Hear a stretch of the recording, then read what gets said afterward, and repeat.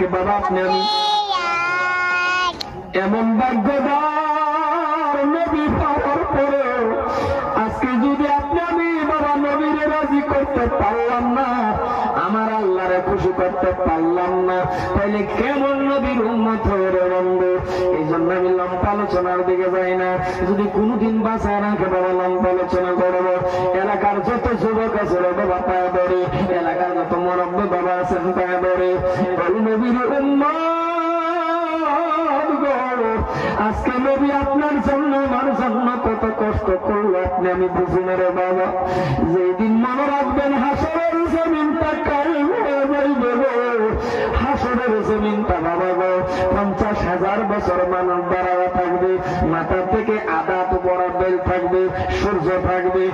এই কঠিন দিনের মধ্যে রে বন্ধু প্রত্যেকটা নবী সিজদার মধ্যে পড়ে উম্মতের কথা বলে যাইবে। উম্মতের কথা বলে গিয়া কি বলবে জানেননি? উম্মতের কথা বলে গিয়া বলবে ইয়া নাফসি ইয়া নাফসি, আল্লাহ আমারে বাঁচাও, আল্লাহ আমারে বাঁচাও, আল্লাহ আমারে বাঁচাও। ওগো ভাইজান, আপনি যাইবেন আপনার বাবার কাছে, বাবা বলবে বিয়া করি নাই।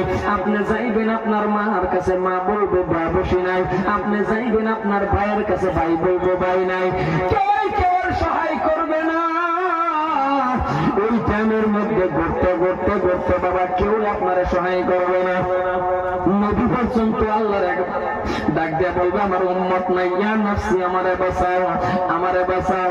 ওই টাইমের মধ্যে সহায় করনে হলা হবে আপনার আমার নবী গো সিজদার মধ্যে পড়ে বলবে রব্বি হাবলি